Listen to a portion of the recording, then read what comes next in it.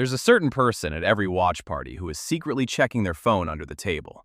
Everyone around them is on their feet, screaming at a screen, and they're just there, nodding, clapping half a second too late. You'll find them in the office the morning after a big match, standing at the edge of a conversation they have zero stake in, making the right faces while understanding none of it. Their group chat lights up with 40 messages about a game they didn't watch and never will. And when a relative turns to them, eyes shining, and asks, "Did you see it?" you can almost see them brace. If that's someone you know, or if that's quietly you, everyone tends to assume the same thing, that there's something a little off about them. Too serious, no fun, a bit of a contrarian. There isn't. What's actually going on in that person's mind is genuinely interesting, and it says a lot more about how belonging works than you'd expect. Let's get one thing straight first. This isn't about being joyless or difficult. Not liking football, the single most popular obsession on the entire planet, the thing that stops whole countries during a World Cup, is not a character flaw.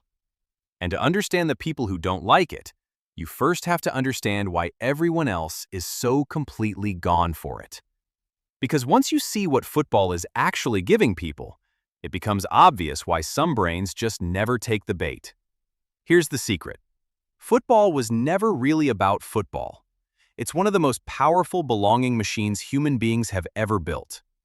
The psychologist Henry Tajfel showed just how easily we form deep, emotional group loyalty around almost nothing at all. And a team hands you a ready-made tribe. An instant us. A family of total strangers who happen to be wearing the same shirt. Then there's what the sociologist Emil Durkheim called collective effervescence, that electric, almost sacred high of thousands of people feeling the exact same emotion at the exact same instant. A shared ritual that lights up something ancient in us. And the researcher Robert Cialdini put a name to the personal payoff. Burging, basking in reflected glory. It's the reason fans say, "We won," about a team they never played a single minute for. The team wins, and their own self-esteem gets a real, measurable lift. Belonging, ritual, and borrowed triumph, all bundled into one package. For most people, that package is irresistible. So what about the people it simply doesn't work on? Here's the key thing to understand.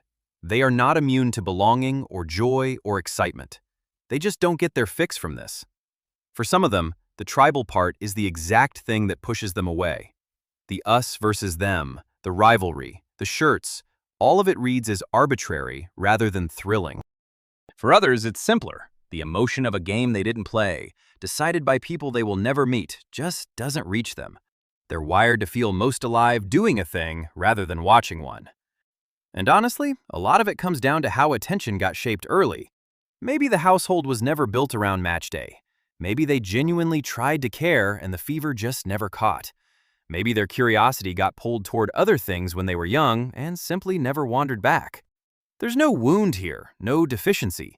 Their sense of belonging and their capacity for passion just quietly attach themselves to a different object. And this is the part worth being really honest about.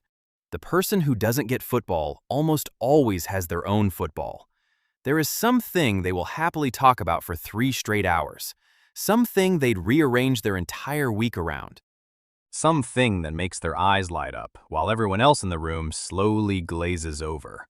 A band, a video game, a craft, a cause, a niche fandom, a hobby nobody around them quite understands. So it was never that they lack passion or a tribe or a ritual. They have all three. It's just pointed somewhere the mainstream doesn't happen to be looking. Which means the die-hard fan and the football hater are, psychologically, doing the very same thing. Chasing belonging and joy through a shared obsession. They just picked different obsessions. So if you're the one who has spent your whole life nodding politely through match talk, feeling faintly like an alien at every single watch party, nothing has ever been wrong with you. You're not joyless. You're not a snob.